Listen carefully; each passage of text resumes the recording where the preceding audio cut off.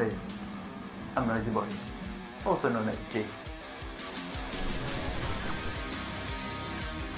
Standby in 5, 4, 3, 2, 1, go game. Actually, sebenarnya saya minat dalam bidang e-sport sejak zaman CSGO.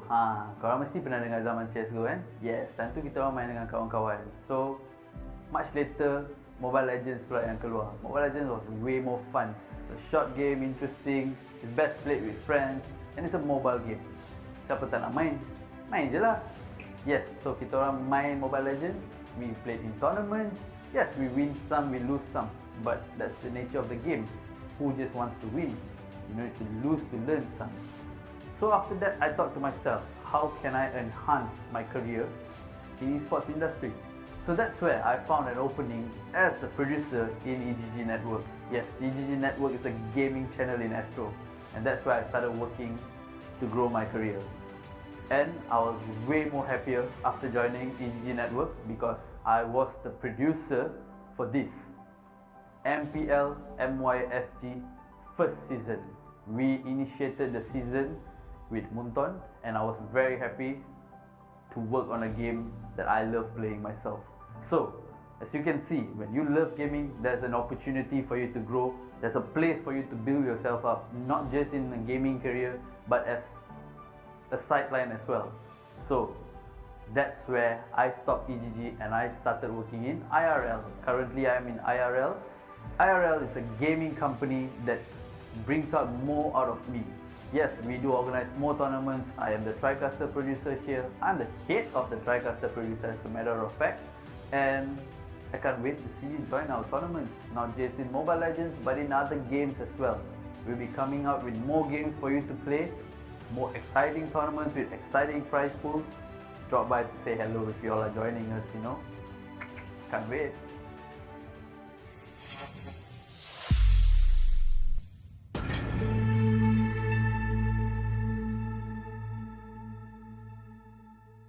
Hai guys. Hai semua, apa khabar? Apa benda kita nak buat ni? Aku pun tertanya. Producer, apa kita nak buat hari ni? Kita ada Spiderman kita hari ni. Ada apa? Spiderman ni untuk apa ni? Ada apa? Kita check dulu kepala dia ada apa. Ada lah ni, producer nak kita buat benda bukan-bukan. Surprise ni. Ada soalan ke? Soalan yang producer kita minta kita jawab hari ni adalah bagaimana anda bermula menceburi bidang e-sport? Peace, macam mana kau bermula dengan bidang e-sport ni? Bidang e-sport ni secara tak langsung aku masuk dalam bidang e-sport ni. Masa tu aku still kerja as a sales assistant dekat Orange Sport. And then one day tu my friend ada seorang kawan saya which is Zaba kan. Obviously memang Zaba. Dia ajak aku, time tu dia dapat job and then he need more people to work with him time tu kita orang handle qualifier untuk Galaxy Battle untuk 2 hari. So that time aku macam rasa best juga ni kerja dalam e-sport ni. Sebab kau boleh buat apa benda yang kau suka dalam masa yang sama kau earn money. So how about Zam? Aku sendiri pengalaman dalam e-sport ni sebenarnya agak lama lah. Aku bermula first sebagai trader Dota 1 dan dalam masa yang sama juga aku buat freelancer untuk company-company seperti TGC, Orange Sport, Genesis, dan setelah beberapa tahun aku berkecimpung dalam bidang ni, aku rasa macam aku boleh buat lebih lagi daripada tu. Dan kemudian tu aku dapat tawaran daripada seorang kawan untuk menjadi Fire Dragon FIFA Division as a manager. Dan start daripada tu aku merasakan yang aku boleh buat lebih. Oleh itu aku cuba je untuk mencari kembangkan lagi kejayaan aku dalam e-sport ni, di mana aku mendapat tawaran untuk bekerja di Matchroom. Dan daripada situ aku dapat belajar macam mana nak uruskan tournament, macam mana nak anjurkan tournament, macam mana nak handle player-player di Malaysia ni. Dan pada masa yang sama juga setelah bekerja di situ beberapa tahun, mengambil pengalaman, dan aku terus mendapat tawaran untuk bekerja di IRL Asia di mana aku berada sekarang. IRL Asia ni dia bukan sekadar e-sport channel. IRL Asia lebih pada multi-tainment channel, mana ada music, talent, ada pengurusan e-sport, ada penganjuran tournament yang di mana hari-hari ada. Daripada situ aku dapat belajar lagi banyak benda. Okay, why not kita tengok apa lagi yang ada dekat dalam kepala otak Spiderman ni. Okay. Dia macam-macam Spiderman kita hari ni. Second soalan, bagaimana anda boleh join IRL Asia? Zam boleh jawab dulu. Okey, kalau aku sebab aku dah merasakan aku dah hampir 2 tahun di Mushroom, dan aku rasa aku perlukan pengalaman baru, environment baru. Oleh itu aku cuba untuk mencari pekerjaan baru sementara masih bekerja, dan aku jumpa IRL Asia dan aku terus jatuh cinta dengan IRL Asia. Bagaimana pula dengan kau, Fiz? Macam mana kau boleh berminat untuk join IRL Asia? Saya terjebak dengan IRL Asia ni melalui Zam lah. Obviously lah, melalui Zam sebab dia persuade saya untuk masuk dalam IRL Asia ni sebab dia pernah bekerja dengan saya sebelum ni. And then banyak benda lah saya belajar daripada Nizam ni, daripada management skill, daripada production. So saya rasa saya boleh grow more lah with him. Aku macam kembang pula sekejap. Kita pergi ke yang seterusnya. Apa yang ada dalam dia ni? Spiderman pun ikut SOP. Kita ni macam mana? Macam mana ni? Yang ketiga, alright, kita ada apa nasihat anda, kita punya nasihat bagi yang berminat untuk join IRL Asia? Apa pendapat kau, Fiz? Aku rasa lah, siapa yang kat luar sana dia rasa dia ada bakat dalam e-sport ni, tak kira lah daripada apa-apa bidang, management, production or anything else lah. Sebab e-sport ni kita tahu lah, dia makin lama dia akan makin berkembang. Sebab dia dunia IT. Sekarang orang lebih menggunakan IT daripada sistem-sistem yang secara manual ni lah. Oleh itu, pada siapa saja yang ingin join IRL Asia, layari Facebook kami dan kami akan cuba yang terbaik untuk membantu anda terus berkembang di dalam IRL Asia.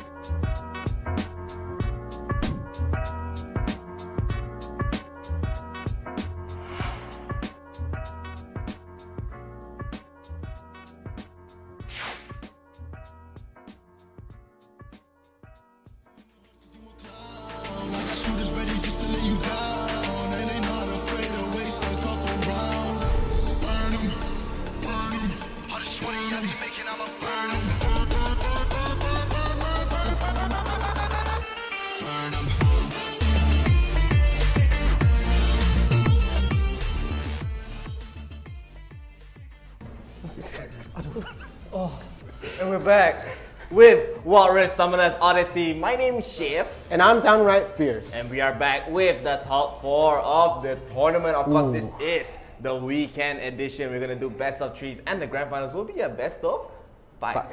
Yeah, and of course, this tournament is organized by IRL Asia. And of course, we are partnered with HOMIEE. We are also sponsored by 𝐒𝐮𝐬𝐴 Malaysia and Inch Theory. Now, those matches yesterday, those are quite intense. There was a hiccup.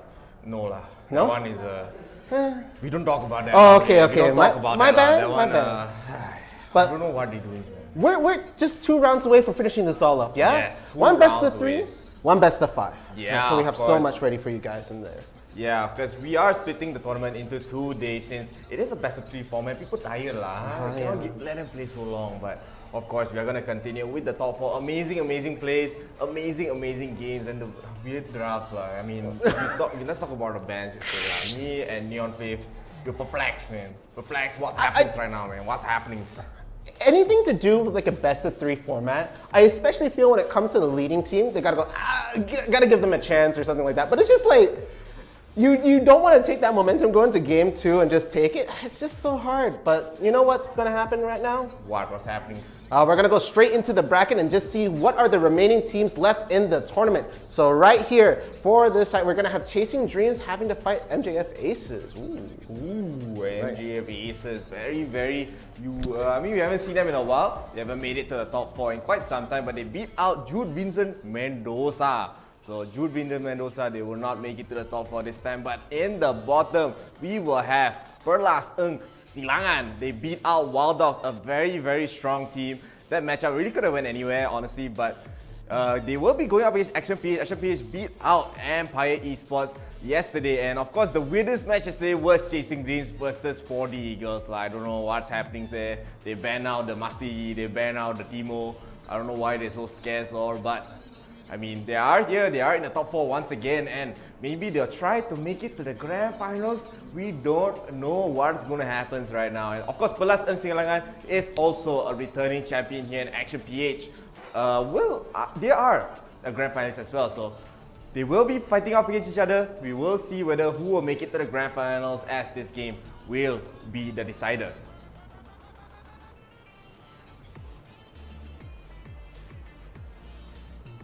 Doctor, mana kau? I'm here. Inject. I'm here, bro. That's not doctor. Hey, Look who's here, guys. It is guys. BJD Sagi. Hey, guys, Sagi here. Special guest. Thanks for having me, guys. How are you, man? Yeah, I'm fine. You eat a lot, Yeah, I ate a lot, man. Thanks for having me, man. Yeah, and I mean, before we hear, introduce yourself a bit lah. Hey, guys, I'm the Sagi, the Dragon Laner from Prajara Dragons. Dragon Laner. Dragon Laner. That one very a Dragon Laner. Dragon Laner, guys. Dragon It's Laner. formal a bit lah. Normal, of course, we gotta fit to the Warrior terms, you know? Yeah. I mean, since you are in the ESL Open for the Wild Rift, right? Yep. So how's that been going? How are you feeling? Losing to Geek Fam was kind of a disaster for all of us, so we are kind of working from there, you know? Yeah, and I mean, I want to ask you a serious question here. Alright, come on. Serious question. When you eat Maggi, right? What flavor you like? Of course, the curry. Curry is always the best, you know? Serious, It's the normal, it's OG. I don't think I can be curry. friends with you already lah. Wait, what do you mean here? What do you mean? You have to eat the tom yum flavor, okay? If you don't eat the tom Okay, yum, that's acceptable. Okay, I'll ask you another serious question. This Alright, is serious. come on. Serious one. Yeah. When you eat the mamak rice, Yeah. which chicken you like to get? The drumstick, chicken wing? Atas. Oh, okay. The breast, you know, the breast. The breast. Okay. Very nice. The thigh, the breast, of course, these two. Yeah, so are you excited about these games? Have you been watching a lot of the Philippines and how they've been playing, and what really differs them from maybe the Malaysian teams in the Wild Rift scene so So for the Philippine teams, they are actually more decisive. Their gameplay is also very good. In terms of like mechanical skill level, we see that yes, their passion towards the game is still considerably higher compared to the Malaysians right now. Yes, Malaysians, we are passionate about the game, but then when we see Philippine players, they're on a different level compared to us. Yeah. Honestly, to me, I feel like mechanically you guys are very similar. It's just that their macro is just their macro, their decision making, their decisiveness. It's there. Even for the lower teams, the amateur teams, we've been seeing that good plays, decisive calls, turret dives. It's all very systematic and very well thought of. Yeah, and I mean, the next game will be Perlas 𝐒𝐮𝐻 versus Action PH. Of course, have you heard of Perlas 𝐒𝐮𝐻? Yeah, I've been seeing some of their games in IRL ASIA stream, which is our stream right here. I've seen them consistently taking top 1, if I'm not mistaken. Yeah. The top 1 in the tournaments, and I'm actually excited to see today's semifinals against Action PH. Yeah, also a team that I've heard of quite consistently in this tournament. Yeah, I know. I also noticed that you guys also joined 3 times. Yeah. You guys actually took the champions. Here and there. Yeah, don't brag. Okay? But hey, Mango. Bragging, okay? We always have to remember Mango Esports, guys. Mango Esports, man. down 𝐸𝐴𝐴 and BJD. Yeah, I mean, you guys had a very, very impressive performance. Of course, the meta is shifting a lot, honestly. Yeah, of these course. few days, like it feels like every week there's just something new. People are playing everything new. The game is always evolving, and Yeah. then there's new picks, new pocket picks coming up from players. I'm actually excited to see what they have in store for today. Yeah, I mean, yesterday we even saw Ramus. Ramus. They picked Ramus. Wow, that's Yeah, something new. so the first time they picked Ramus, I'm like, what are they doing? But they really made use of the Ramus. They're just so aggressive early game. They keep going with the gangs. I mean, Ramus is a speed demon. I actually feel like Ramus, if you give him like a smooth early game until level 5, he's actually on par, if not better, than actually 𝐒𝐿𝐴𝐶𝐶 or like Vi. It's because of his like innate armor and then his reflex, his like mobility in the game. Because it's different from like the PC version like back then. His item itself, his passive, is actually like a mobility boost, which we do not have it in the Warrior version. Yeah. So of course we are gonna get into the game, but before that, please get this page to 10,000 likes. IRL Asia's Facebook page. We want to get to 10,000 likes and follows for more games, more tournaments, and more content. Come on, guys, give him more support. Yeah, man, give us the support. Of course, you can support him as well. BJD, Sagi, a very handsome man, right? Thank He's you, more thank you. handsome than me, lah. No, Taking the we're on spotlight. par, Sometimes a man. bit shy, lah. Nah. Shy, yeah. I continue. Of course, please do get the supporter badge as well. Get it right there. I put right there, so you can get exclusive access to the private, very, very exclusive groups in the Facebook page, like if you're a supporter. Sounds wrong, but an in. No, it's damn good, man. It's damn good, Of alright. course, we have our idola, Api Zupis, in the group as well. So please do support us. And of course, last but not least, if you send stars to us, we will give you a promo video as well. Have you seen the promo videos? I've been seeing it. Yeah, of course. We already have new promo videos up, and the promo videos are from our TikTok. So we have a new TikTok already for IRL Wait, Asia. IRL Asia TikTok? Yeah. I'll follow it in a heartbeat, man. Yeah, follow it right now. Do it Follow it right now, alright. Do it right now. Yeah, go. Where is it? Gonna follow it right now. Alright, where's TikTok? Okay. Alright, okay, Okay. okay. He's not really following, you know. I thought he acting, you know. No. I actually have IRL Asia, okay. Okay, where are we at now? IRL Asia. Alright. Alright. Alright. Keep it going. Yeah, that's Alright, the guys, one. check There, this out. that's serious. Okay. Yeah, IRL Asia follow, proof. guys. I Proof. thought he acting. No, you know. I'm not That's why acting, I man. really through, you know. I didn't know it was gonna go so far with the feed. But okay. So please do follow our TikTok. We have content up for so much. We have sent back to feed. Okay. So please do follow us. We have new content. We have of course the milestone content. We just hit 3,000 followers. 3,000 followers 3,000 already? followers, Wow, that's so quick. We're already gonna have more and more content. Our next milestone is probably gonna be 5,000. Maybe Piece of cake, piece of cake. maybe With all supporters here, 5,000 is a piece of cake. Let's go Yeah, for 10,000, man. 10,000, of Yeah, course. man. A lot of things will happen. Of course, the first promise happen is Neon Faith will dye his hair. Oh, Any really? colour. Any color? Any color. Let the viewers pick, man. Let the viewers pick. Let You want it viewers pink, pick, yeah. you want it yellow, you want it pink highlight with yellow? Yeah. Do it, man. You must do it. Must do He it, said man. no rainbow, but I honestly pick rainbow. Pink lah. rainbow, man. Pick Why not, rainbow man? lah. It's Why just not shaving lah? your head. Yeah, Easy. and still, I mean, continue on about the meta, right? I Alright. mean, Rengar and K𝐿𝐶 are in the pool right now. Are but they they're not- available for today? They're not available for today yet, I but see. how do you think they're going to impact the meta? Because they're like super assassins compared to a lot of other junglers. So right now, I've been seeing some in solo queue that people actually play 𝐿𝐶 mid and jungle. I've been seeing like pretty good effects in terms of his like how slippery it is and then how much damage he can output. Especially his W is like an AoE slow, so we can actually see it in very good in team fights. And how he resets is actually very important because Warrior is a team fight based game compared to like rotation based. Of course, rotation is important, but when it comes to team fight, 𝐿𝐶 can shine very well. Yeah. But Rengar, right, I've been seeing this champion more in the top lane. Like people have been building him tank, AP, AD assassin. We've been seeing a lot of Rengar, so I'm actually excited to see maybe next week, like yeah. how he functions in this upcoming patch. Yeah, I mean, Yeah. still, Rengar is very, very new, hopefully, but we are not going to be allowing Rengar and 𝐿𝐶 today, so don't please, please. But we still have Rammus though. Yeah, Rammus is there, Rammus is there. but Rammus, we only saw it twice overall. Okay, I feel like we're gonna see it more and more because of how potent and how well engaging it is in terms of team fight. I feel like it's gonna be an OP pick. Yeah, I want to actually ask you something, because the other Yeah. day, Ardent Esports, right? Yeah. They played this very weird comp. What was They it? played Xayah Jungle. Wow, They played Xayah Jungle and they won the whole day. it won the whole day. They won the whole day. Is it funneling? Yeah, they funneling. Wow. What do you think about that kind of meta? And what do you think do you think that meta is going to be more popular, or more, maybe in the future time? So in terms of funneling, right, we've actually see like there's actually a nerf towards the funneling. Actually, not by it's already done by Riot Game itself. It's actually a built-in system where you get 20% lesser XP and lesser gold. So if we see like teams actually picking like a team fight comp, and then they secure the first dragon fight against them, we can see that actually funneling will actually tumble down.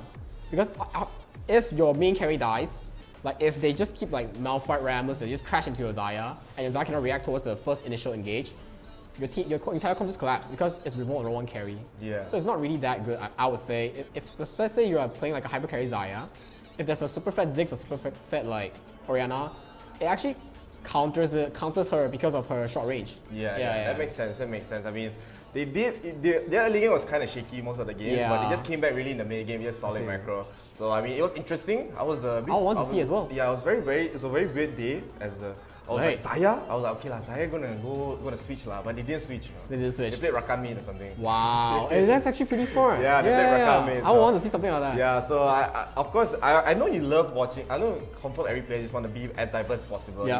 You want to see, try new things. Of course, as pro players, you scream a lot and you want to experiment as much as you can, right? But how much of that do you think it matters when, especially the meta is so solid right now, especially we see Camille, Brown, Gragas every single game. And do you think there'll be, do you think maybe like Rengar or Kha'Zix might actually shake up the meta in general? I feel yes, because right now the meta, aside from the occasional that you mentioned, like all those 4 champions, Braum, Camille, and the other twos, but we actually have a lot of shielding supports. Yeah. And shielding supports and ADCs fear the most is assassins. Yeah. And Rengar and Kha'Zix coming in, if you misposition yourself as support while warding, you're just instantly dead. I mean, we see Rengar and Kha'Zix, it's actually, as what you say, 2 picks that will shake out the meta. This is what I feel. Yeah, because right now the only assassin is Akali, right? Usually. Akali and occasionally Zed. Oh, Katarina is actually a good pick. I want to see. Yeah, Katarina hasn't. Only certain teams pick Katarina. Yeah, so like they have a very specialist, like your boy 𝐒𝐮𝐦𝐿𝐴.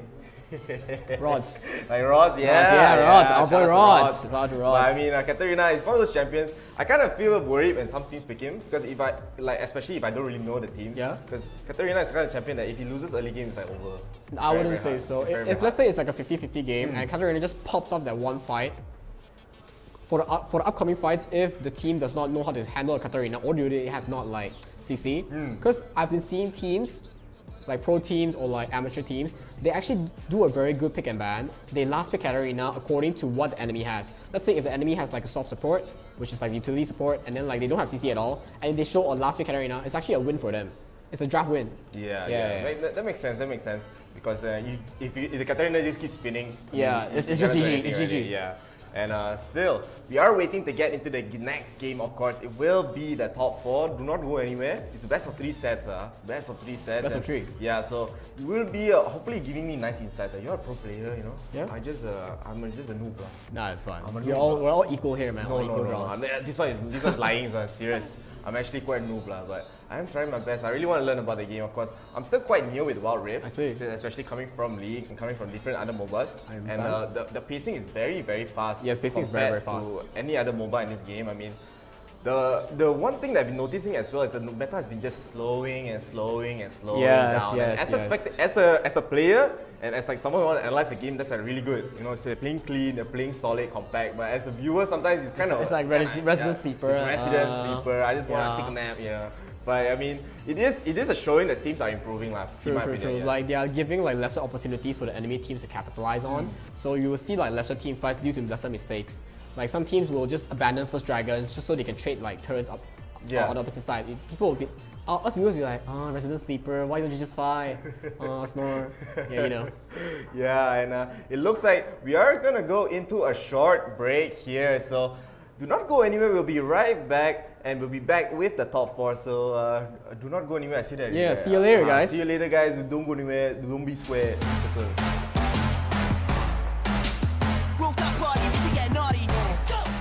Ladies and gentlemen, welcome to IRL ASIA's YouTube channel. I'm 𝐿𝐴𝐴, and today we'll be taking a look at Summoners Odyssey's plays for the week.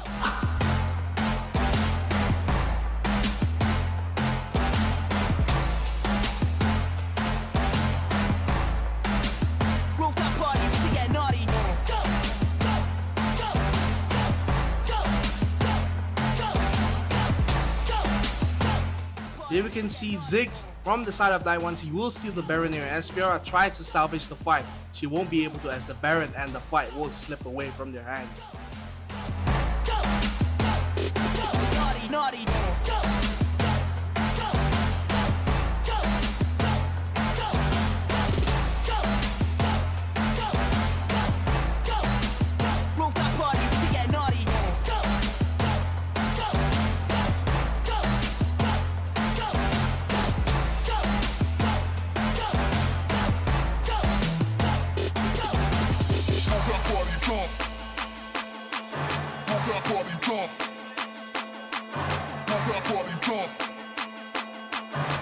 That was some fantastic plays this week for Summoners Odyssey. Remember to subscribe and like our YouTube and Facebook page for IRL Asia.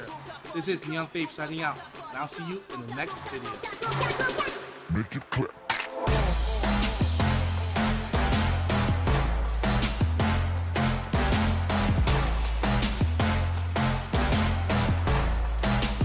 Rooftop party, we can get naughty.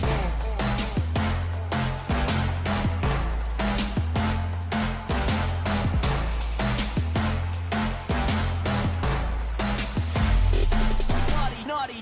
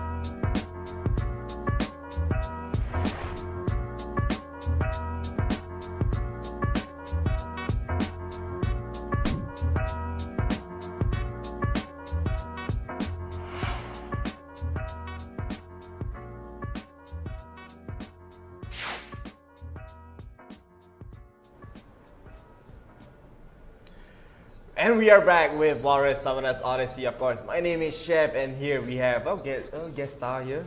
Hey guys, it's Sagi. Welcome back. Yeah, and of course, sorry for the slight interruptions. We had some connection issues right there, but I think it's all fixed right now. Yeah, it's all fixed right We are now. going to be able to get into the band phase soon.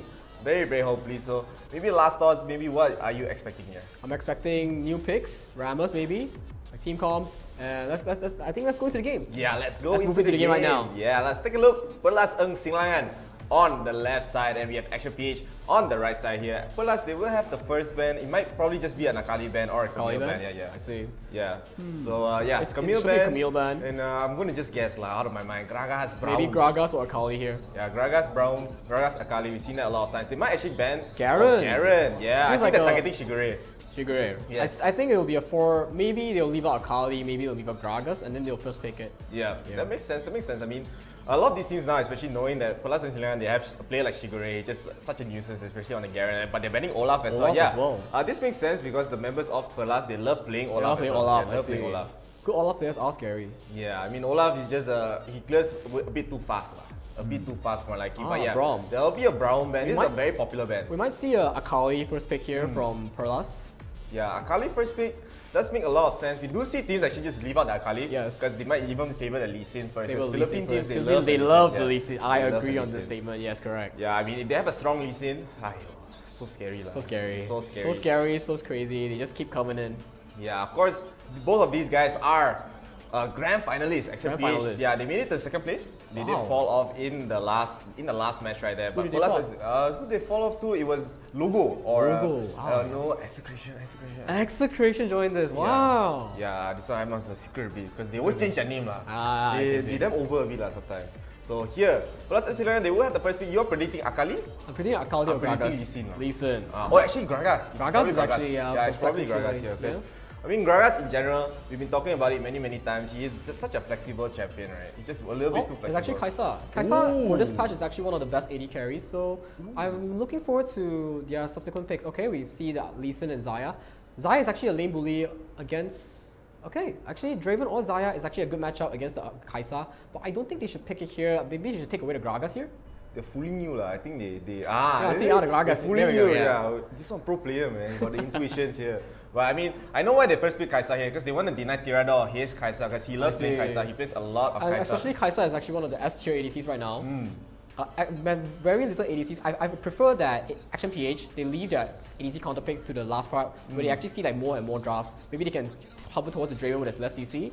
They can hover towards the Xayah when there's like more jumping in and then more kiting. Yeah, they might actually just go for Ezreal or Xayah actually. So I mean, Draven is. We've been seeing a lot of Draven. We've seen a lot of Tristana. I know you're an AD carry player as well. You Yeah. love playing Tristana. I love Tristana, but hey, And yeah, you've been talking about the shooting supports, right? Yeah, shooting supports. So they are going to pick Janna here. Janna, I think is very, very good against champions like Akali and all the people that can go in the backline, because she's just, with the monsoon, she can just push everyone away and everyone just I feel like the third pick should be an AEC here, but hey, they want to lock in their Gragas as the mid lane or top lane here.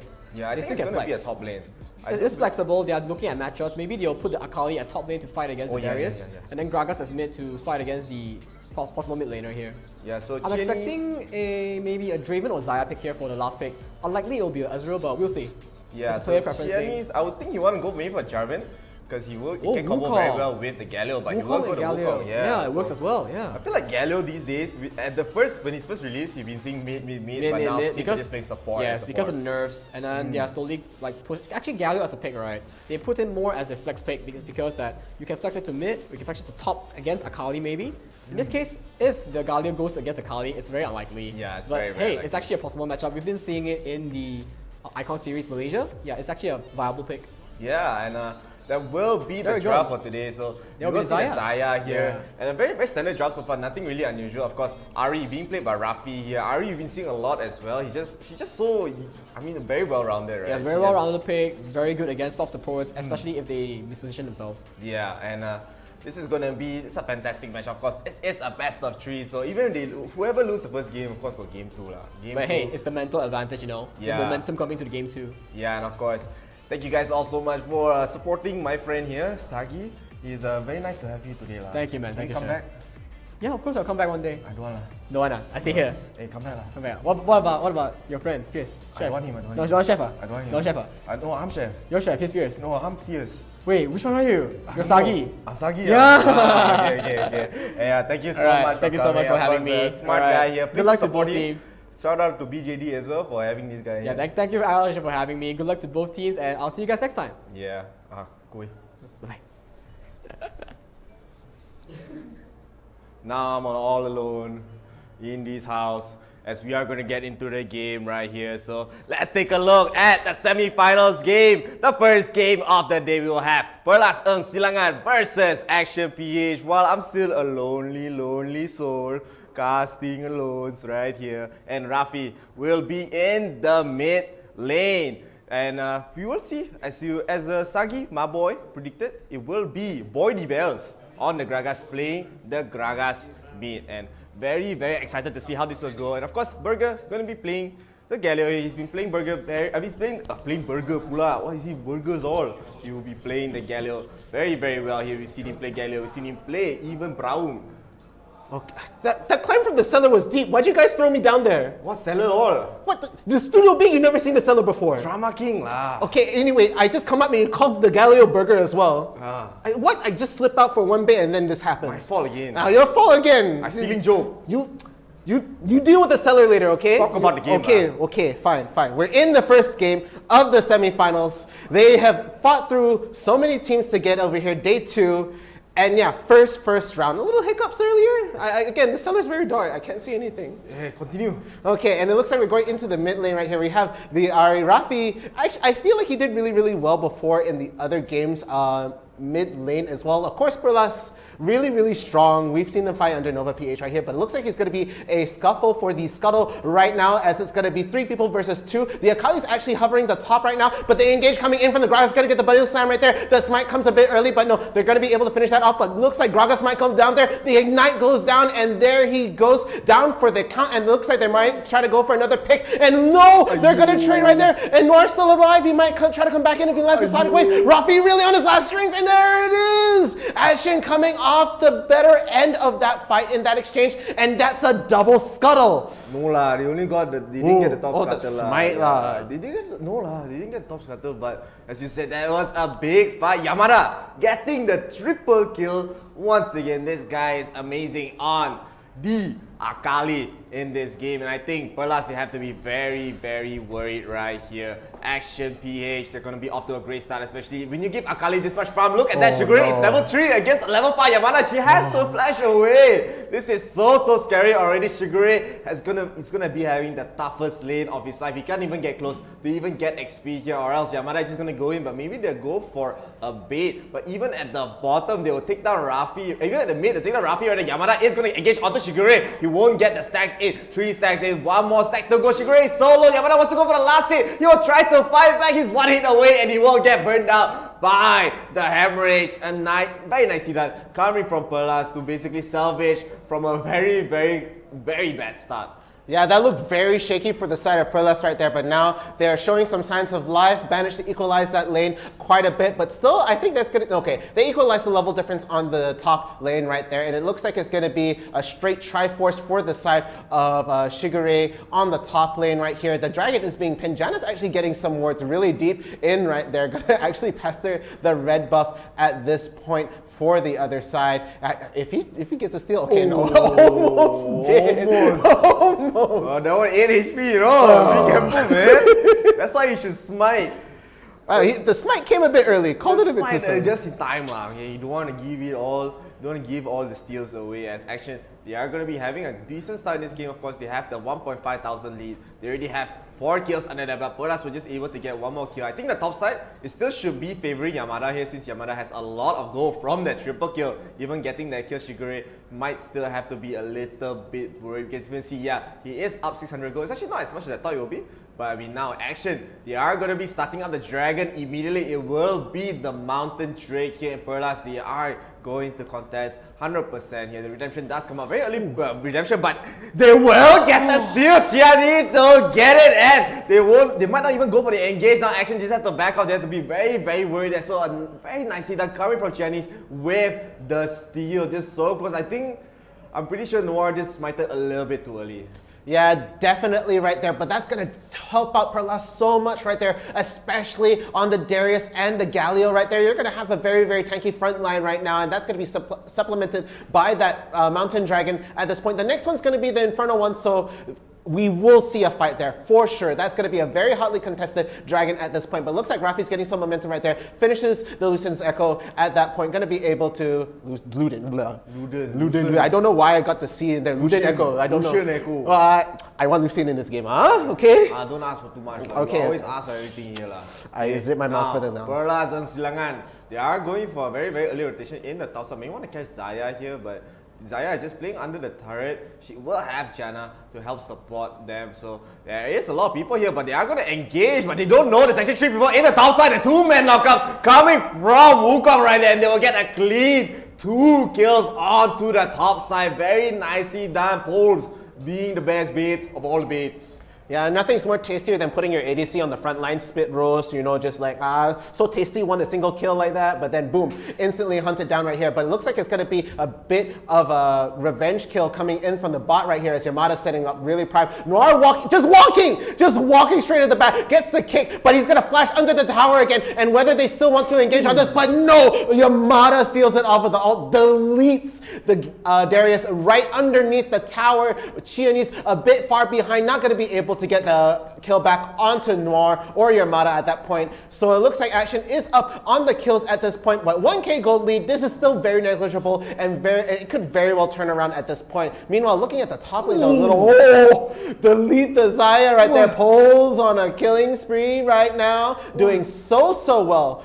Oh my goodness. What happens, man? I mean, Poles, how did you even get that kill? Very nicely done. Janna was not able to save Tirador right there. And with this, Perlas, they are going to be able to get this Rift Herald pretty much uncontested. Lee Sin is not even interested. It looks like Body Bells maybe wants to go in, just show his face a little bit, but he will just be backing off. So Action, they are just losing their goal lead little by little. Of course, that goal lead was not so much. It was just 1,000. But from that amazing start by Yamada, now the goalie is slowly shifting towards the side of Perlas, but 𝐿𝐴𝐵𝐻 is going to get engaged on once again by Noir. 𝐿𝐴𝐵𝐻 cannot catch a break right here. They might even still be going, but the rest of the members are here. They're going for the dive. Noir is taking some turret damage. He has to be a bit careful as he will get apprehended. A nice turret dodges the dunk, but he will get taken down a little bit too overly aggressive right there coming from Noir. And here Yamada just has to run away. He can't fight three people right there onto the bottom side. They immediately spend the Rift Herald. They want to secure this turret, but I mean, Action, I'm surprised they're still up in goal, maybe because they got the first turret in the game, so they're able to just equalize it with this turret, so the goal is now dead even. I think the momentum is totally shifting to Perlas 𝐒𝐮𝐦𝐬𝐿 side. Yeah, we're just seeing great engagements coming in from the Perlas side. They spent a bit too long trying to kill the Darius at the bottom right there. That's a problem of trying to hunt down a bruiser at that point. Even if you have an assassin like a Kali in the back lines right there, you gotta be really quick with the kill, otherwise you can buy enough time for the rest of the team to form up. And that's exactly what happened right there. So Noir, not gonna be feeling too great about that too. Had to get the early stasis in this part. Not gonna be able to get, I think, a Guardian Angel right really quick, but he's looking to set up a death rush right here. Might be looking to jump on Rafi if he does pass the river right there. But anytime he's spending too idle in the river could mean really bad news. And it looks like the Infernal Dragon is popping up right now. So it looks like a little bit of a late reset coming in from the side of Perlas right there, as it looks like it's going to be Action that is primed and ready to take the Infernal Dragon right now. They haven't quite started it yet, but it is on the plate. And Noir 1 is going to just hit it with the Sonic Wave right there and start it right now. Yeah, and here, Perlas, they want to contest it once again. This is going to be an important dragon to take, of course, the strongest dragon in the game. But now, it looks like Perlas, they might actually have the upper hand here. Action, they are a bit too scared to actually commit to this dragon, because they know Perlas, they have a lot of team fight in these fights. And Action, they need to try to pick up a lot of the priority targets here, but they are going to try to go on to Tirada. Tirada is all alone around there. He will get knocked out. He will use the Featherstone to try to run away, and the flash as well. We will see the nice ultimate, the nice monsoon, but Noir will get taken down. That's a 2-for-0 so far in these fights, but I think Action, they have to give up this dragon as they're a little bit too weak. The team fight potential coming from Perlas is just way too strong for them to handle this stage of the game. Yeah, and I really like the rotation coming in from Action right now, knowing that they won't be able to really fight the Infernal Dragon right there. They're splitting the focus of the team because they are trying to take down the mid tower at this point, but it looks like they want to get a jump on Yamada right there. The taunt too far coming in, but Apprehend does land. The edge of the taunt looks like it was going to go on, but no, it's not going to happen. Yamada's going to go straight for the back line. The ult from the 𝐒𝐲𝐬 is going to come in right there, tries to save it. Yamada's still in danger though, but really, really close to the fruit, taking it so much right there. The Noxian Guillotine will not be able to kill, but no, it takes the efforts of 3 people to take down Yamada, and they do get the Infernal Dragon earlier on in the back line right there. Really, really good fight coming in from Perlas. Now it is 4 kills up over Action, 9-5. Yeah, Yamada going for a cheeky backline kill right there, but I mean, he had the barrier. Bowls had to use the barrier the entire fight, for that fight, or else he would have just got taken down by Yamada. I mean, Yamada is still very, very strong in this game, but he just needs to be in the best position. Especially, he needs to be able to take out Pulse. He needs to be able to take out Rafi in these fights. That's a lot of damage coming from their side. Shigure, at this moment, they don't really have to be so worried, but the Apprehend is kind of annoying to deal with. But he is one of the tankier players, one of the tankier champions in this game, in this specific game here. Not overall, but in this specific game, as he is going to be very, very durable. He has a lot of sustain. But now Action, they are in the back foot. They already lost 2 dragons, as the first dragon got stolen. They lost the Rift Herald already. They're starting to lose turrets one by one. As Perlas, they are just picking up the momentum here. Yamada just trying to split push as most of the dragon laners, you know, the Atas, dragon laners, the top laners here.